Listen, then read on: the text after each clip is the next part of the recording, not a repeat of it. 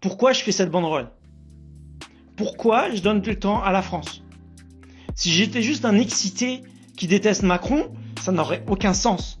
Finalement, avec mon livre, je suis prêt à un accident, je suis prêt à ce que j'ai un suicide demain dans mon ULM, pendu dans mon ULM avec des draps qui résistent pas. Enfin voilà, je veux dire. Bonjour à tous et bienvenue sur Kate TV pour ce nouvel entretien. Aujourd'hui, j'ai le plaisir de recevoir David Van Emmelrich. Bonjour David.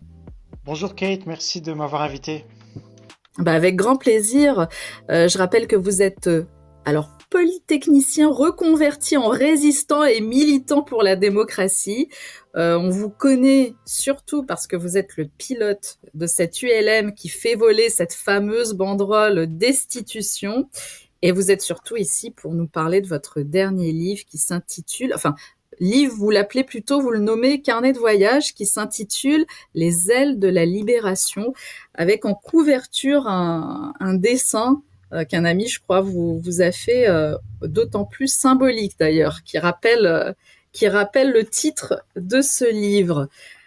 Alors, pourquoi ce récit de vos aventures, David? Est-ce que ça sonne la fin d'un voyage ou peut-être le début d'autres aventures?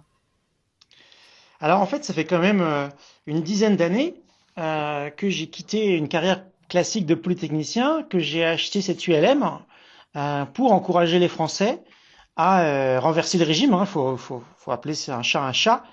Et, euh, et alors pas jouer à la révolution pour couper des têtes. Le but c'est pas le désordre et le chaos. Le but c'est d'éviter un régime corrompu qui prétend être une démocratie et qui décourage la population avec des prétendues élections, avec des lois stupides, avec parfois des coups de bâton, des coups de matraque dans la figure de pauvres grands-pères qui sont allés manifester pour la première fois.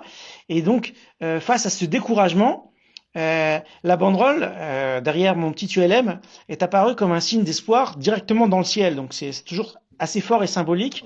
Et même ceux qui m'ont suivi depuis un petit bout de temps n'ont pas forcément l'idée des sacrifices, des aventures et des joies que ça représente. Et donc, comme je prenais des notes, comme toute ma vie, j'ai toujours pris, j'ai blogué sur Twitter, mais j'ai aussi complété ça avec des notes un peu plus longues. Et j'avais ce matériel disponible de mes souvenirs.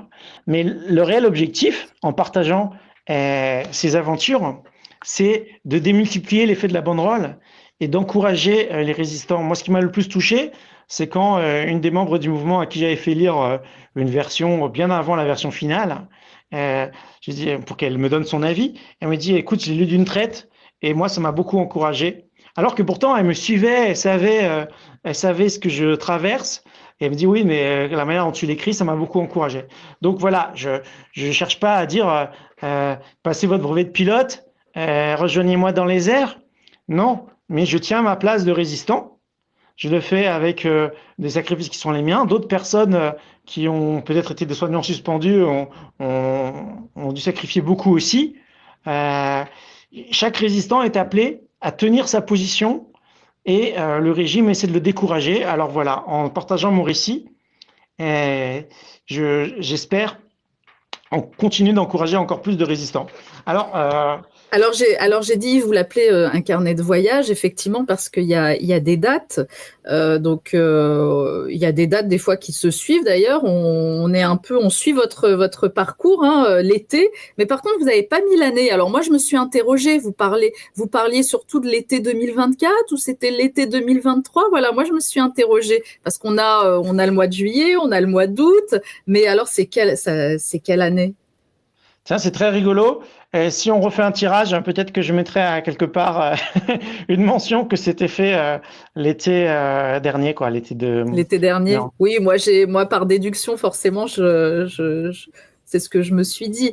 Mais c'était dommage de ne pas avoir en tout cas l'été. Mais comment vous avez dit, vous le dites souvent parce que je vous ai déjà reçu sur le Média en 442. Effectivement, vous avez tout plaqué. Malgré votre parcours intellectuel, votre parcours professionnel, vous avez tout plaqué, vous avez pris vos économies, vous avez décidé de mettre cet argent dans un ULM pour éveiller en quelque sorte les Français ou délivrer un message en fait. Vous parliez de changement de régime. Comment on choisit de faire ça? Comment on choisit de tout plaquer comme ça? De prendre des risques, parce que c'est un énorme risque. Alors c'est toujours la jeunesse de mon engagement. Euh, Est-ce que ça vient de mon éducation chrétienne qui essaie d'aider son prochain, de son prolongement par le scoutisme? Euh, Concrètement, en 2013, il y a eu des manifestations à l'époque pour la famille, contre le mariage gay et ses conséquences en termes d'adoption. Et euh, moi, je suis prêt à accepter qu'il y ait des tonnes de lois dans un régime qui me plaisent pas, à condition que le régime fasse passer les lois qui plaisent au peuple réellement et, entre guillemets, en respectant les règles du jeu. Et donc, je me souviens à l'époque, on voulait un référendum. On ne demandait pas non plus grand-chose. Enfin, un référendum, c'est la constante de toutes ces manifestations pro-démocratie, c'est qu'on est prêt à se plier si c'est le peuple qui veut.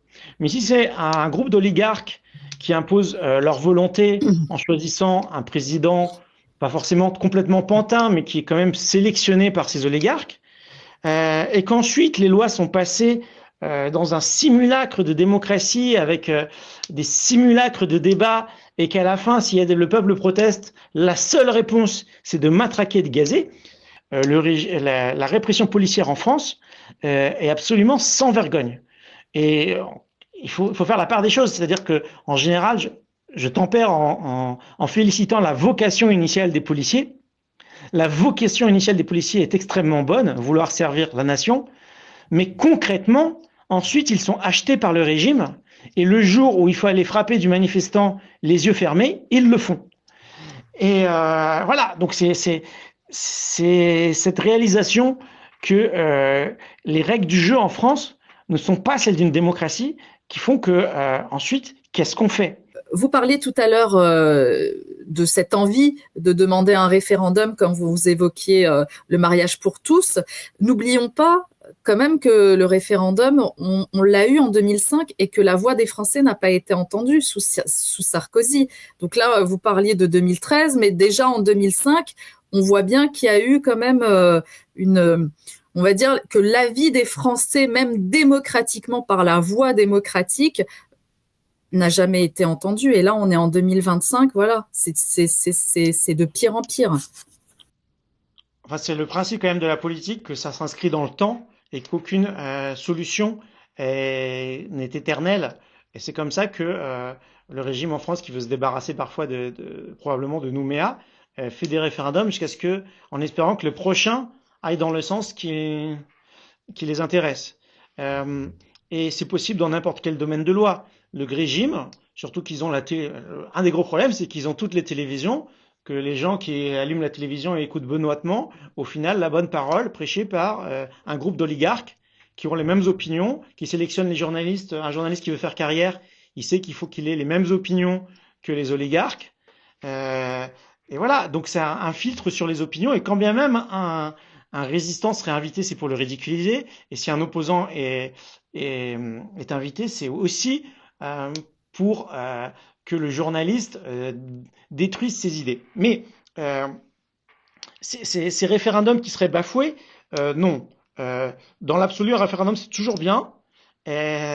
Si le régime utilise un deuxième référendum ou un autre processus pour contredire le premier, ça fait un peu partie des règles du jeu, sauf que la deuxième, je veux dire, Sarkozy, il a attendu avant de refaire la même chose par le Congrès sur le sujet de l'Europe. Il aurait dû effectivement repasser par les mêmes institutions. On ne contredit pas un référendum avec quelque chose d'inférieur. Dans une démocratie, le référendum, c'est le sommet. Donc voilà, le peuple a le droit de changer d'opinion et le peuple a le droit de dire que quelque chose est bien une année et 10 ans plus tard avoir changé d'avis. Je veux dire, la démocratie, c'est pas idéal, mais c'est déjà mieux que l'oligarchie qui prétend être une démocratie.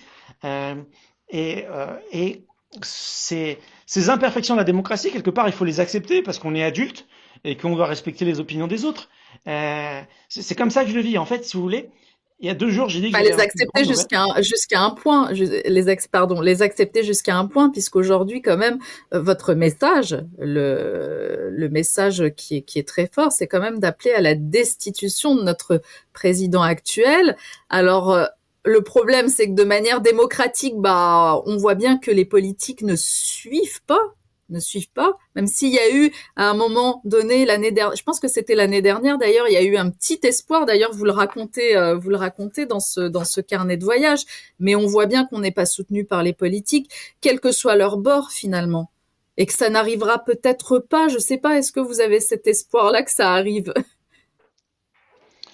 Euh, on va prendre une référence historique qui est le peuple d'Israël, hautement controversé. Ils ont passé 400 ans d'esclavage en Égypte et après 400 ou 600 ans d'esclavage à Babylone. Aujourd'hui, qu'on soit pour ou qu'on soit contre, ils ont un pays. Euh, et il faut Un ça, pays ça. sans frontières quand même, hein. Un pays Non, sans non, mais frontières, encore David, une hein. fois, je vais pas, je lance comme ça des étincelles qui peuvent faire exploser le feu aux poudres, mais simplement pour rappeler que finalement, faut jamais perdre l'espoir. Et évidemment, moi, je préférerais que je fasse une. Là, je repars. J'ai mis mon t-shirt, j'ai ma casquette. Je sais pas, l'exemple en tout cas est un peu, on va dire là, vous y allez pas de Provocateur. main morte, hein. Ouais, vu ma position en plus sur la question, je trouve que là, les- Ben voilà, mais là, c'est pour dire qu'il faut s'inscrire dans le temps. Et si je vous, dirais la même chose pour le peuple palestinien, moi, par exemple. Voilà, là, je exactement. perds toute objectivité, mais bon, je me dois de le dire. Non, mais c'est, il faut toujours en débattre, mais comme on s'éloigne un peu, ce qui nous intéresse là, c'est le peuple français et ses espoirs de vivre dans une démocratie et d'être un peu maître chez lui, dans sa maison. Et, euh, Surtout. le peuple français a le droit de vivre enfin, dignement, sans être opprimé par une oligarchie. Et évidemment, que je dis là, j'ai remis le t-shirt, j'ai remis la casquette, et demain je retourne à l'ULM, on fait des réparations et je repars en Tour de France avec encore la banderole destitution. Et il y aura des gens qui vont se moquer. Ah, t'as vu, tous les étés il fait ça. Bah oui, je Mhm. persévère. Tant qu'on n'a pas l'objectif, on continue. Je suis même obligé parce que personne d'autre va le faire à ma place. Et si moi je me décourage, eh ben ce but d'encourager les gens, bah, c'est complètement jeté à l'eau. Donc, euh, évidemment, je préférerais que, au bout de 2 semaines de banderole destitution, je sais pas, Madame Le Pen se dise, oh finalement on va voter la destitution, et puis que ça passe entre guillemets magiquement. Mais vous savez, euh, si on désespère, c'est déjà perdu. Et donc, regarder trop les probabilités en disant, bah elles sont pas immenses. Oui, mais c'est du temps perdu si ce débat, cette analyse conduit à se désespérer. Moi, je sais qu'à chaque fois que je fais des pas en avant, la probabilité que le peuple français se libère augmente. Et tout ça, ça encourage. Est-ce que c'est ce que Celui vous recevez? Est-ce que c'est ce que, pardon, c'est ce que vous recevez comme accueil de la part des Français? Alors autant vous dites, il y en a certains qui peuvent se moquer. Déjà, est-ce que ces personnes qui se moquent osent vous le dire en face, venir vous voir et débattre avec vous? Et aussi l'accueil des autres citoyens français qui finalement vous encouragent parce que vous recevez beaucoup d'aide. Parce que c'est aussi euh, ce carnet de voyage aussi, vous racontez aussi toutes les péripéties qui peuvent arriver sur votre parcours et ce soutien finalement de chaque citoyen, des fois au détriment de leur santé, au détriment de leurs finances parfois. Donc voilà, racontez-nous un peu le retour que vous avez à la fois positif et négatif aussi. bah oui, moi je pourrais pas avancer si s'il n'y avait pas un peuple de résistants qui se levait avec moi. Et, et c'est donnant-donnant. Je donne de l'espoir et on me donne des moyens. Euh, les gens qui retrouvent l'espoir avec moi ou qui en avaient déjà me donnent les moyens de continuer, entre guillemets, à évangéliser, à prêcher la bonne parole de l'espoir et de se retrousser les manches pour se mettre au travail de la libération de la France. Euh, les moqueries, c'est surtout sur Internet. Euh, Mhm. Bah, c'est ça toujours plus concerne facile de se cacher derrière un écran, hein, j'ai envie de oui, vous et puis dire. c'est peut-être des bots et tout ça, mais Mhm. comme j'aime bien lire, parce que parfois il y a des propositions intéressantes, des idées intéressantes. Si je fais un post qui a un peu de retentissement, 200 000 vues, 300 réponses, dedans il y en a peut-être une centaine de réponses gentilles, dedans peut-être une vingtaine même constructives, et peut-être sur les centaines, il y a peut-être une ou deux qui sont des informations cruciales qui vont m'aider pour la suite. Euh, je dois quand même lire du coup 200 moqueries et qui sont peut-être qu'ils le font pour me décourager, mais ils le font aussi pour décourager les gens qui vont lire mes posts. Parce que les réponses, voilà, c'est une forme de sondage. Tiens, qu'est-ce que les gens pensent, comment les gens commentent. Et donc, je pense qu'il y a des fermes de bots et qu'il y a peut-être une ou deux personnes qui donnent des orientations négatives sur de quelle manière il faut se moquer de tel ou tel poste du pilote. Et après, ça fait 200 commentaires. Et du coup, j'aimerais recommander à ceux qui sont présents sur les réseaux, que ce soit Facebook ou Twitter ou autre, je sais pas, de pas hésiter à commenter plutôt qu'un petit like, parce que même un commentaire, petit cœur, plus pouce en l'air, etc. Même un commentaire comme ça peut rétablir un ratio intéressant entre les soutiens et les moqueurs, parce que les moqueurs, c'est systématiquement du commentaire. Alors, mais ça, c'est pas évidemment le peuple français, ce qui se passe sur Internet, c'est pas forcément représentatif. Évidemment, il y a un autre biais de sélection, c'est que les gens qui se déplacent jusqu'à moi, c'est surtout des fans, des soutiens, des résistants. Mhm. Mhm. Mais là où je vois quelque chose d'intéressant, c'est parce que je crois pas que j'ai mis dans ce carnet de voyage cette fois-ci, mais j'ai vu une soignante une fois qui m'avait accueilli, je préciserai pas la région pour que ce soit pas trop facile d'identifier, qui était au bord des larmes que j'ai en fait, comme j'avais pas remorqué une banderole les années précédentes, le retour de la banderole destitution, les gens qui avaient qui subi la répression, enfin ces soignants suspendus, ils s'étaient sentis seuls. Et une banderole dans le ciel, ça a beau être une personne, c'est incroyablement visible. Et cette infirmière, cette ex-infirmière, ou cette infirmière de cœur, ou cette qui était devenue résistante, eh ben, elle disait mais qu'elle déprimait et que hop, la banderole l'avait remise sur pattes. Et elle le disait avec tellement d'émotion, de larmes, que ça m'avait marqué, mais c'est grosso modo le même retour systématique que j'ai des gens qui sont remis sur pied avec la banderole. Alors, je dirais à ce titre-là, la banderole me dépasse. Le fait que, et c'est pour ça que j'aime bien rendre crédit à ce petit jeune qui m'avait dit prends une banderole et remorque, vu que t'es pilote, prends une banderole et va sur les Champs-Élysées. Et j'ai adapté pour en faire une idée constructive et faisable à faire des tours de France. Mais la banderole, ça me dépasse. Et comme ça me dépasse, je suis obligé de le faire. Et en fait, c'est ça la grande nouvelle que je voulais annoncer. Euh, il y a 2 jours, j'ai posté une photo de Jeanne d'Arc et j'ai dit grande nouvelle. Et il y a des gens qui m'ont dit oh, t'es tombé amoureux, tu vas te marier. Et j'ai dit vous êtes pas loin. Il y en a d'autres, ils m'ont dit euh, il faut regarder dans le ciel. J'ai dit bah oui, il faut toujours regarder dans le ciel. Et c'est ça dont je vais parler aussi, faire cette révélation avec toi aujourd'hui au micro. C'est, je me posais la question, je suis célibataire je vais sur mes 50 ans, et, euh, et se poser la question, qu'est-ce que je fais? Est-ce que je vais me marier? C'est pas comme si je manquais d'opportunités parce que je suis aussi prof de danse et je voyage dans les pays de l'Est et je rencontre des tonnes de femmes avec des sourires comme ça, cultivées, danseuses, puisque je danse. Mais il faut faire un choix. Et le choix qui se posait à moi aussi, c'était pourquoi je fais cette banderole? Pourquoi je donne du temps à la France? Si j'étais juste un excité qui déteste Macron, ça n'aurait aucun sens. Et quel est le sens profond de vouloir donner de l'espoir? Chacun s'engage en fait pour ses valeurs profondes. Et les miennes, c'est que je reçois l'amour de Dieu dans mon cœur, Dieu m'aime, et c'est un appel à y répondre.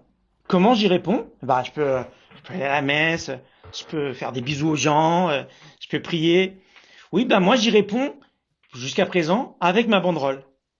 J'aime mon pays parce que Dieu aime la France. Et Dieu aime tellement la France que Lourdes, ben, c'est en France. Euh, que Jeanne d'Arc, bah, c'est en France. Euh, c'est pas pour dire qu'il aime pas les autres pays, mais pour ceux qui croient en Dieu, j'ai un message pour vous. Dieu, il aime la France et il n'aime pas que la France soit opprimée par des oligarques qui font passer des lois totalement sataniques, corrompues, en mentant et en prétendant que c'est une démocratie. Peut-être qu'il y a mieux que la démocratie, ça me regarde pas. Je suis pas là pour aller vers un idéal. Je suis là pour dire la situation est tellement insupportable, on ne peut pas se contenter de nos vies bourgeoises. Et donc j'ai réalisé que mon service de chrétien pour Dieu, c'était d'être une sorte de prophète d'espoir, littéralement. J'annonce l'espoir avec des lettres dans le ciel.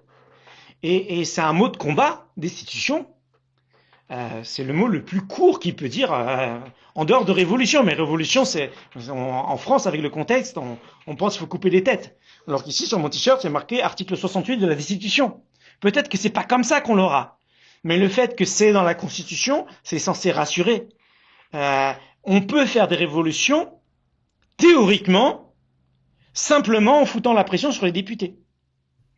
Mais moi, je m'en fiche comment on fout la pression sur les députés, tant qu'on leur coupe pas des têtes. S'il y a des agriculteurs qui veulent mettre 10 tonnes de fumier sur l'entrée de la maison d'un député qui n'a pas voté la destitution, moi j'applaudirais. Et si demain j'ai un procès pour avoir dit ça au micro, je m'en fiche. Parce que je me suis mis dans une situation où je peux être dans une opposition frontale au régime.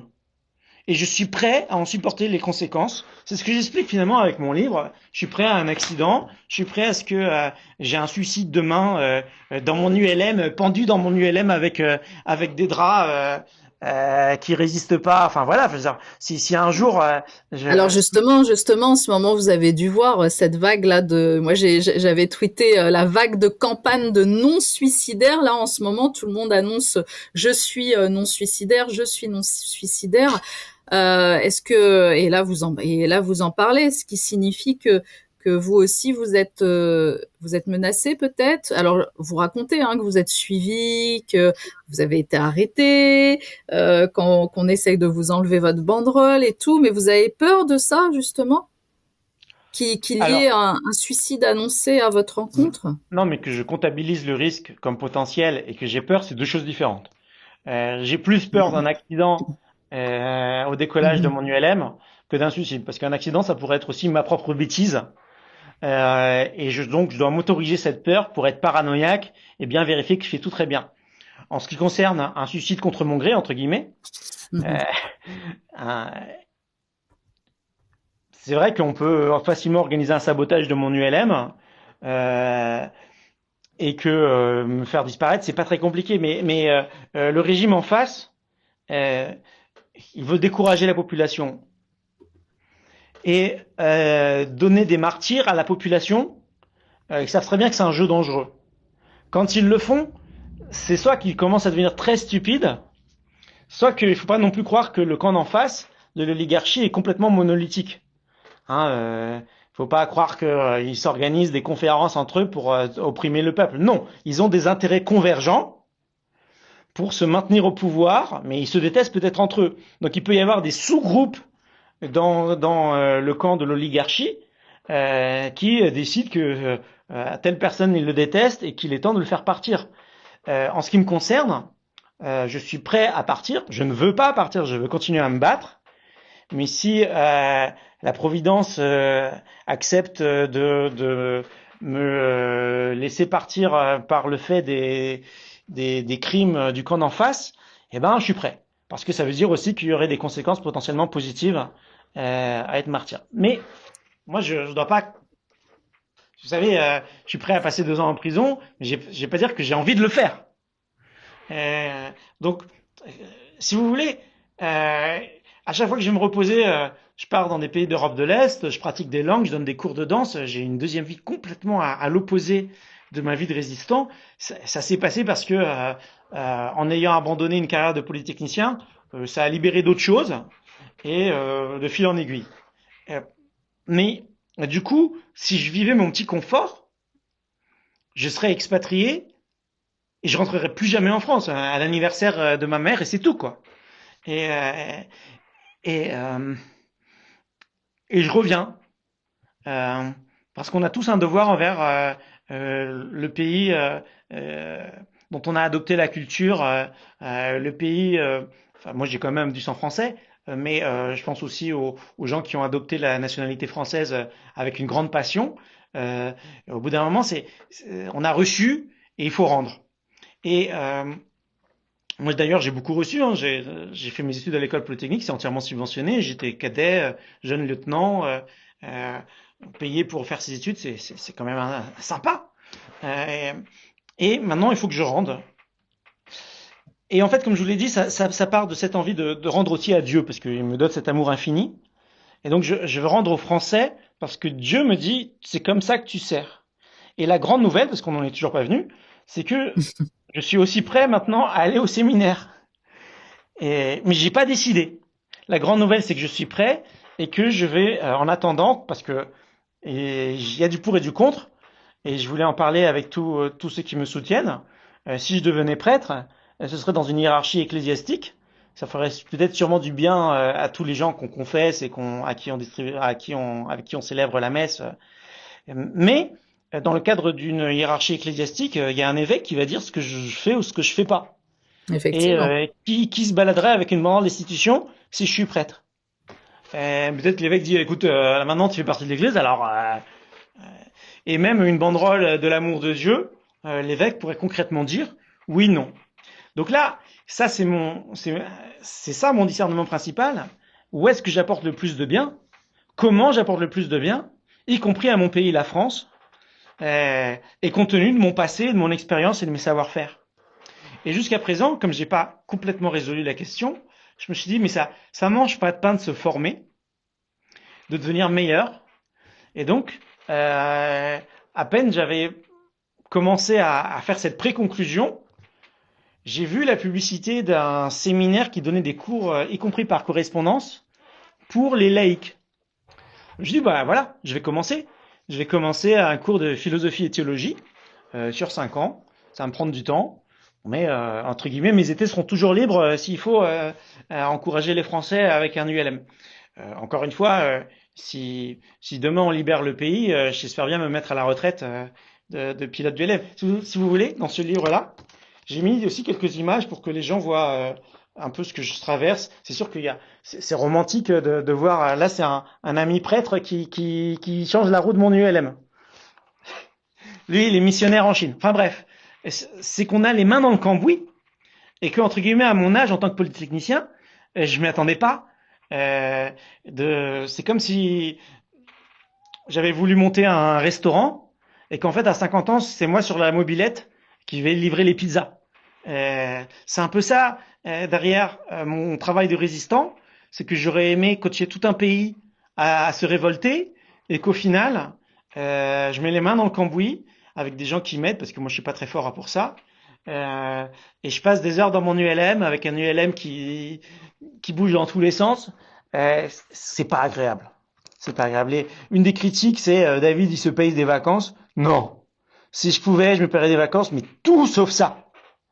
Voilà. Euh, Et oui, parce qu'il faut rappeler qu'il y a les dangers aussi du vol aussi, vous l'avez dit et vous le dites aussi dans le livre, cette angoisse, ce stress, cette boule au ventre, cette envie, cette nausée qui arrive au moment où vous allez entrer dans votre ULM pour partir. Et finalement, oui, parce que quand on vole, c'est toujours un danger. On ne sait pas, voilà, selon les conditions, est-ce que l'appareil est en parfait état ou pas, et surtout qu'il vous est arrivé quand même des tuiles en cours de vol, donc c'est pas forcément évident, mais vous volez pas toute l'année forcément, donc il y a une partie de l'année où vous partez, donc ce que je comprends, c'est que vous partez à l'étranger. Pourquoi ces pays en particulier? Pourquoi la Russie et l'Ukraine en particulier? Est-ce que vous avez une affinité spéciale avec ces deux pays? alors, en particulier, il faut pas exagérer. Je viens de passer aussi un an et demi avec une résidence officielle aux Canaries, parce que mon père vit aux Canaries. Voilà, c'est un peu un petit coin de paradis quand même aussi. Euh, il se trouve que quand j'ai fait un break dans les années 2016, 2010, 2016, j'ai beaucoup voyagé dans les pays d'Europe de l'Est. Je me suis rendu compte que c'était pas cher, qu'on se fait pas embêter enfin, que l'ambiance est plus relaxe. Et que beaucoup de choses qu'on aimerait qui sont en France, quand on va en Pologne, quand on va à Budapest, quand on va, je sais pas moi, à Bratislava, euh, c'est relax. Moi qui suis catholique aussi, dans ces pays-là, c'est un petit coin de paradis. Et il s'est trouvé que à l'époque du Covid, j'ai dû choisir un endroit pour entre guillemets, me pré-confiner. Enfin, je sentais que ça allait venir parce que je voyageais à l'époque. Et je me suis dit, bah, si tu dois rester à un endroit, autant que tu apprennes une langue. Et à l'époque, c'est comme ça que j'ai choisi l'Ukraine, pour apprendre le russe. Et je me suis retrouvé à vivre 1 an et demi à Odessa, et je me suis beaucoup attaché, c'est vrai. C'est ce qui a fait. Alors, est-ce que c'est la Providence qui m'a mis dans un pays ensuite sur lequel maintenant je m'engage avec comme idéal la paix? Euh, je sais pas, mais j'étais finalement au cœur de l'actualité quand Mhm. il y a eu l'opération spéciale. Ça, j'en pleurais parce que je me disais, mais que Poutine ait raison ou pas, tous les gens qui vont souffrir euh, de ce conflit, ça va être très dur de les réconcilier. Quelqu'un qui va perdre euh, un oncle ou même un parent au front, il risque de devenir un fasciste à vie, plein de haine dans son cœur. Et donc les conséquences, c'est pas seulement des morts. Et je pense que c'est pareil aussi au Moyen-Orient, Gaza, Palestine, Israël, Iran. À chaque fois que la violence revient, c'est semer la violence dans les cœurs des victimes collatérales. C'est déjà dur pour qu'une victime pardonne, mais parfois c'est encore plus dur pour que son entourage ne sombre pas dans une haine revanchiste qui va, qui va démultiplier le problème à l'infini. Donc à un moment, il faut couper. C'est un peu le message très fort de l'évangile. À un moment, il faut pardonner. Et pardonner, ça ne veut pas dire que l'autre en face, il a fait quelque chose de bien. Au contraire, enfin, c'est-à-dire, s'il avait fait du bien, il n'y aurait pas besoin de pardonner. Est-ce que je pardonnerais à Macron? Alors déjà, c'est pas ma responsabilité parce que c'est pas moi qui ai souffert le plus. Euh, et ensuite, entre pardonner et appliquer une justice humaine pour l'exemple, c'est deux choses différentes. Pardonner, c'est au niveau du cœur. Est-ce qu'on nourrit de la haine ou pas? Moi, j'ai fait mon travail et je m'engage contre l'oligarchie sans haine. J'ai aucune haine pour les policiers qui viennent m'arrêter et j'ai aucune haine même pour Macron, tout en sachant que c'est presque l'antichrist. Euh, Au sens où la haine va pas. Au début, peut-être j'avais beaucoup de colère et je m'en servais pour puiser dans l'énergie, mais c'est plus pérenne d'avancer avec l'espoir qu'avec la colère. Euh, la colère, ça va vous ronger. Enfin, c'est bien de se lever avec colère. Quand on dit, allez, on va descendre dans la rue, on est en colère. C'est bien de retrouver l'énergie parce que la colère vient rectifier une injustice. Je dis pas c'est mal, hein. Je dis si vous avez une colère, elle est juste. Mais pour pas que ça nous pourrisse, parce qu'au bout d'un moment, si on est deux ans dans la rue en colère, on est usé. Et donc, moi je dis, il faut transcender ça et se dire, oui, mais ce que je fais, je le fais pour les générations futures, je le fais pour mon voisin, je le fais, et on le fait, et le faire avec tellement d'amour que ça nous donne de la joie de le faire. Quand vous dites que j'ai la boule au ventre d'aller vers l'avion, ouais, j'ai la boule au ventre, mais une fois que je suis aux commandes là-haut, j'ai beau avoir le stress, est-ce que j'ai assez d'essence pour, est-ce que les policiers m'attendent? En fait, au fond de moi, il y a une joie profonde qui m'habite. Et c'est pas seulement que je vois des jolies plages en dessous, hein. C'est juste, je sais que je fais ce que je dois faire et que ce faisant, j'apporte du bien aux gens. Et il n'y a pas que moi qui fais du bien aux gens. Quand je pense qu'une infirmière qui va au boulot, elle gagne sa vie, mais elle se dit, je sais pourquoi j'ai choisi cette profession. Je gagne peut-être moins que si j'ai été banquière. Je pense là peut-être. Parfois il y a des choix enfin des choix importants dans la vie. On prend des directions et on les prend pour des raisons profondes. C'est pas pour rien que vous avez votre chaîne et que vous n'êtes pas sur un plateau télé d'une chaîne plus à la mode où vous seriez mieux payé. Vous avez fait des choix dans votre vie et tous ceux qui écoutent, ils ont fait des choix qui sont des choix finalement En d'amour. son âme et conscience, hein. Moi, je Hein. dis toujours, ce sont des choix en son âme et conscience. Mais comme tous ces choix incluent ensuite souvent des sacrifices quotidiens, une routine dure à supporter, ben, le fait que j'explique la mienne, qui est une routine qui est un peu hors norme, je pense que les gens peuvent se dire, ah ben moi aussi, j'ai fait des choix courageux, moi aussi, je souffre, moi aussi j'ai la boule au ventre. Et peut-être que si je fais un prochain livre, je mettrai encore plus l'accent sur tous les autres résistants que je rencontre. Voilà. Alors vous terminez ce carnet de voyage par l'interrogation sur l'homme providentiel, parce que tout le monde, on a l'impression, attend ce futur chef d'État ou un homme politique ou un homme qui serait là pour finalement nous sauver, un peu le sauveur. Hein, c'est ce qu'on a dit d'ailleurs de Donald Trump avant son élection, avant son élection aux États-Unis et là aussi. Hein. Sauf qu'effectivement, vous interrogez l'homme providentiel, point d'interrogation. Est-ce qu'il existe réellement? Et vous dites, alors vraiment, je vais pas tout lire, hein, mais juste un petit passage. Vous dites Branco, Asselineau, point d'interrogation, Mélenchon, Marine ou Zemmour, point d'interrogation, un chef d'entreprise, un maire, un gourou, un pilote ou même un général, point d'interrogation.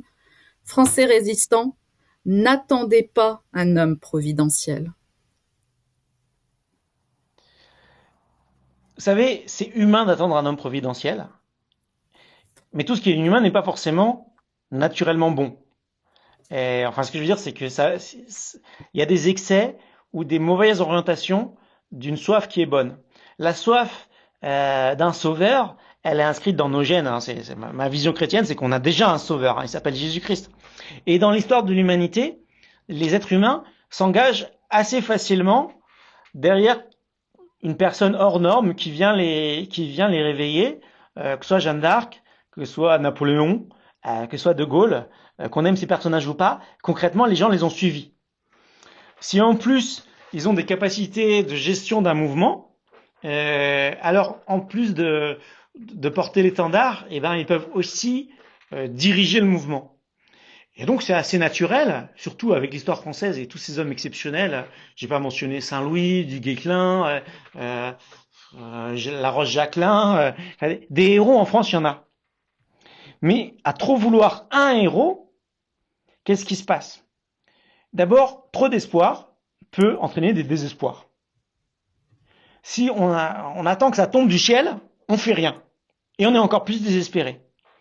Et le problème, en France, c'est que De Gaulle a laissé une cinquième république où le président est un dieu tout-puissant qui a plus de pouvoir que les rois à l'époque des rois.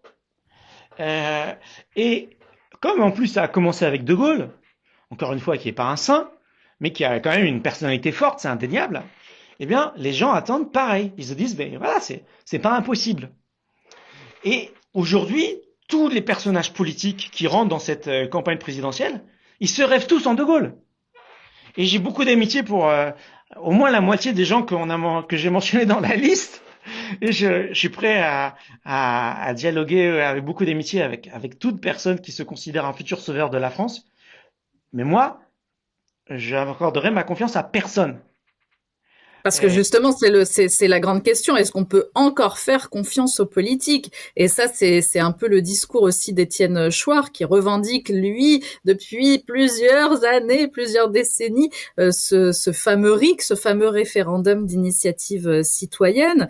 Et il y a aussi un autre point, c'est que j'ai écouté la dernière fois Pierre-Yves Rougeron, voilà, je me souvenais plus qui avait dit ça, il a dit en face, et je trouvais ça très juste, hein, il a dit en face, même si ils ont de la haine entre eux, même s'ils ne s'entendent pas, mais pour arriver à un but commun, ils sont soudés.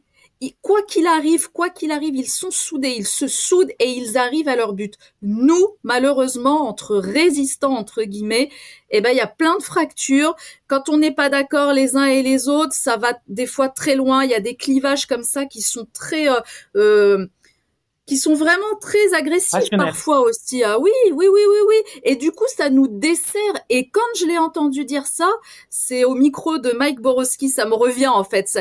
Et j'ai trouvé ça très juste. Je me suis dit, mais oui, il tape vraiment dans le mille parce qu'on n'est pas obligé finalement d'être tous d'accord. Mais par contre, on a un but commun et ce but commun, c'est de redonner à la France ses galons d'or. Donc, pourquoi on ne s'unit pas entre nous? Voilà.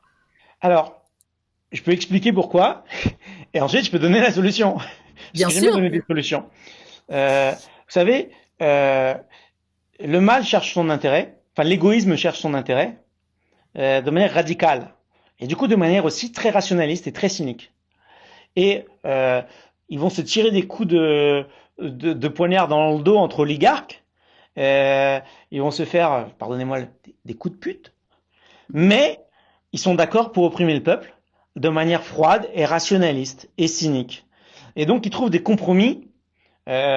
Macron, peut-être que 5 ans avant son élection, il y en avait peut-être que il y avait peut-être que son ancien banquier Rothschild qui voulait qu'il le rêvait en président, mais peut-être que les autres oligarques, ils s'étaient pas dit ah ce sera lui ce tour-là, ou peut-être qu'il avait prévu pour le tour d'après. Mais on avait réussi à ridiculiser Hollande. Ils ont vu un jeune ministre de l'économie se dire lui est-ce qu'on peut ah ben oui personne ne connaît son passé donc ça va être facile de dire que c'est un Mozart de la finance. Allez on mise sur lui. Donc ils se mettent d'accord et en face les résistants, on est tous un peu égoïstes, c'est humain, mais il y a beaucoup de générosité, et cette générosité se fait avec le cœur et pas avec la tête. Et quand on rêve le meilleur de la France, on est rarement prêt à faire des compromis. Si on veut faire un business plan pour se mettre d'accord sur, on va prendre l'appartement, s'il faut acheter tel ou tel appartement, on va faire un compromis. Parce que le but c'est le cash, voilà. Ça, c'est le business. On cherche pas un idéal. Mais les gens qui cherchent un idéal, parfois, ils veulent tellement l'idéal qu'ils s'accordent pas d'un compromis. Or, il faut utiliser notre tête. Il faut rationaliser. Moi, j'ai écrit un peu ce livre-là en mettant un peu la poésie du vol, mais souvent aussi, je parle comme un ingénieur qui veut ce qui est efficace pour la révolution, pour la résistance. Effectivement, il faut s'unir. Hier, j'ai pris un verre avec Juan Branco. Je lui disais, mais écoute, pourquoi tu t'engages à la présidentielle? Je vous passe les considérations de probabilité que je lui évoquais. Je lui dis surtout, le truc, c'est que les gens, ils ont vu ton programme et que derrière un programme, il y a forcément déjà une division. Il me dit, oui, mais moi, le bloc 1, c'est vraiment le RIC, les référendums. Je dis, mais oui, mais voilà, mais les gens, après, ils regardent ton bloc 2, ton programme, et ils en profitent. Enfin, et après, c'est l'occasion de se prendre la tête entre est-ce que tu as le programme d'Asselineau, de Zemmour, de Marine. Mais de toute façon, tous ces gens-là, ils iront pas au pouvoir tant qu'on se débarrasse pas de l'oligarchie. Aucun. Est-ce que par exemple Juan Branco est prêt par exemple à discuter avec Étienne Chouard, quelqu'un comme Étienne Chouard par exemple? Est-ce qu'il serait ouvert à la discussion? Il avait l'air d'accord. Il avait l'air d'accord et il se disait ce qui serait bien, c'est que je lui disais mais si on mettait 5 personnes autour d'une table, sans dire que c'est un parti, sans dire que c'est un programme, et simplement pour dire voilà ces personnes-là, ils ont une priorité commune. Et il faut travailler vers l'objectif commun, qui est la refonte des institutions, la destruction du système oligarchique.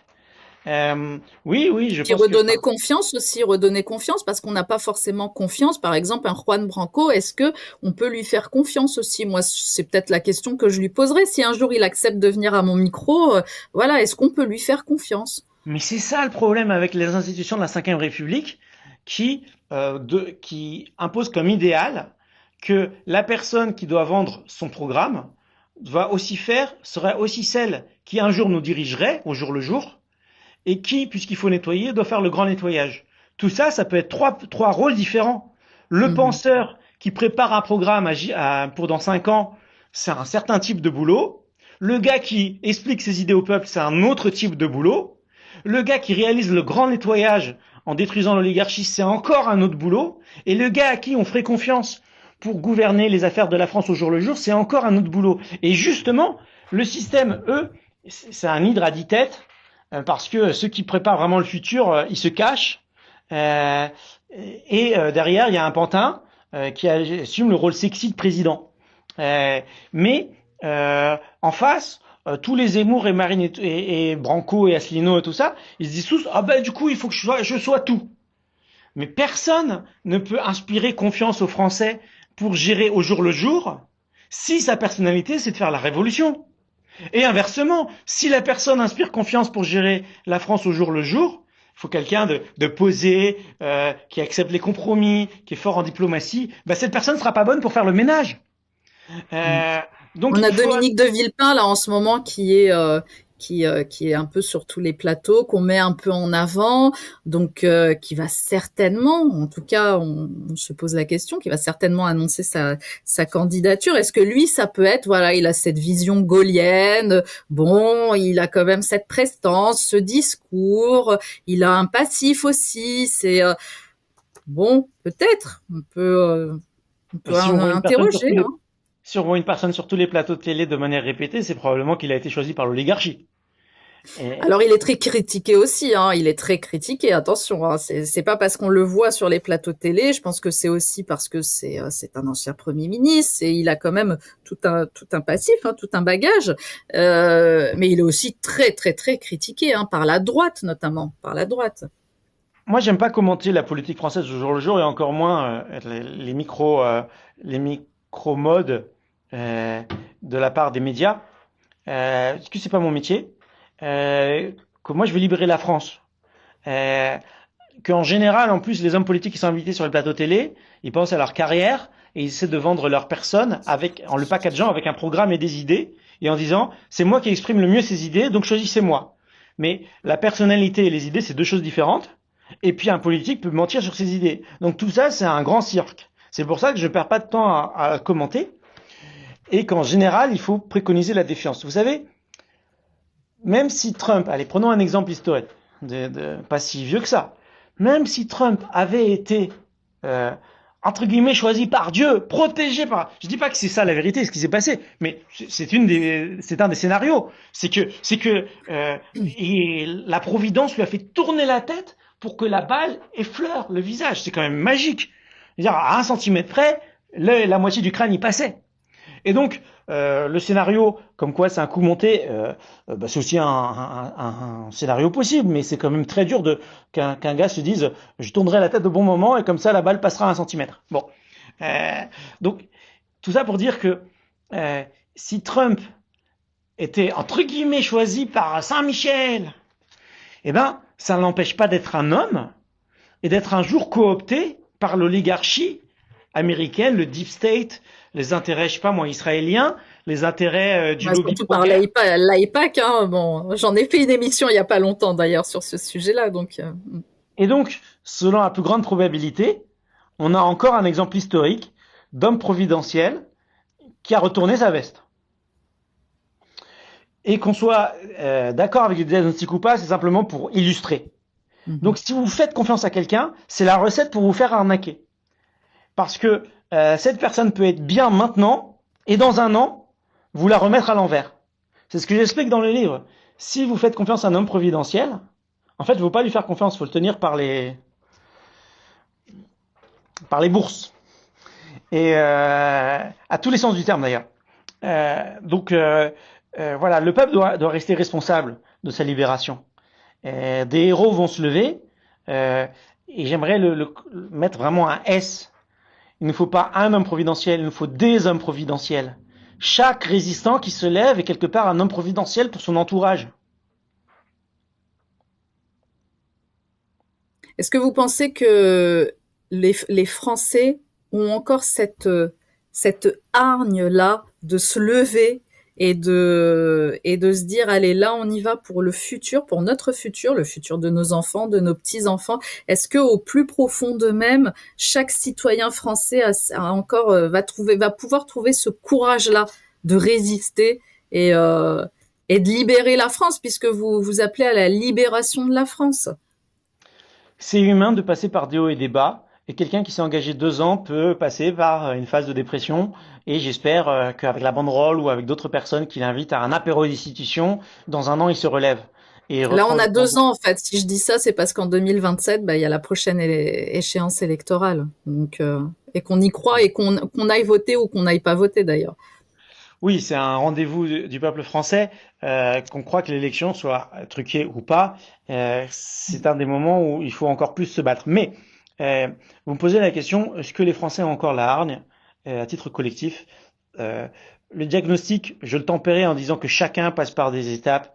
à l'échelle individuelle, de dépression ou de courage, et que tout ça, ça s'agrège au niveau de la nation française, et que l'opération psychologique de découragement qui a été les masques, les confinements et tout un tas de lois stupides, elle a bien marché. C'est ça qui a sauvé Macron des Gilets jaunes. Les Gilets jaunes, ils ont continué jusqu'au premier confinement.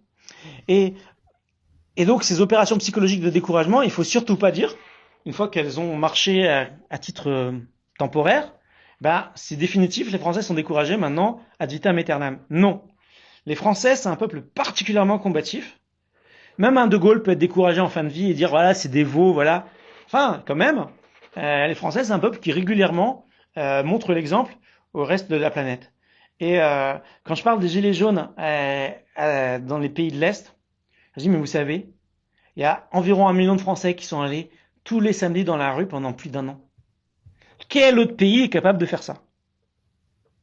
Et surtout quand, je veux dire, au bout d'un mois, la probabilité de succès, elle n'est pas en augmentant en fait. Parce que je dis, bah, si les méthodes ne changent pas, c'est un peu, j'ai tapé la tête sur le mur, hein. Moi, je suis là pour innover, et pourtant, je remorque ma banderole à nouveau. Mais le coût de mettre un pilote, même polytechnicien, dans un ULM, c'est pas le même que de mettre 1 million de gens dans la rue. Si on devait payer ces 1 million de gens dans la rue, le coût des gilets jaunes, c'était faramineux. L'effort national a été faramineux. Et le fait que 2 ans après, une autre partie de la population française était capable de retourner dans la rue, les soignants, les agriculteurs, ça montre que les Français, c'est un peuple particulièrement combatif. Alors oui, on est particulièrement drogué à la propagande. Quand on est drogué, quand on est assoupi, endormi, on se comporte peut-être encore plus comme des veaux que les autres peuples. Mais gare au prochain réveil, et le but des résistants, c'est ça, c'est de s'organiser et de prêcher le réveil de la France. Et il a encore temps de se sevrer aussi. De la propagande et d'écouter Kate TV. Entre autres, le média en 442 et tous les autres, tous mes confrères et consoeurs que je salue. Voilà, on est de plus en plus nombreux. Parce qu'ils m'invitent régulièrement. Voilà, et on est de plus en plus nombreux. Et oui, on sera certainement l'avenir. Et arrêtez d'aller vous informer auprès des médias de masse et des médias dominants. Voilà, c'est chez nous qu'on trouve la vraie information. Alors, merci. Vous trouvez aussi le livre Les ailes de la libération. Ouais, là, il est à l'envers, mais on mettra la couverture et le lien. Je mettrai le lien aussi dans la description pour pouvoir acheter votre livre, David. Voilà, dont je rappelle le titre, Les ailes de la libération. Merci beaucoup d'avoir été mon invité et puis j'espère que le message est passé en tout cas. Je vous dis à très bientôt. Merci à tous de nous avoir suivis jusqu'à la fin. Merci.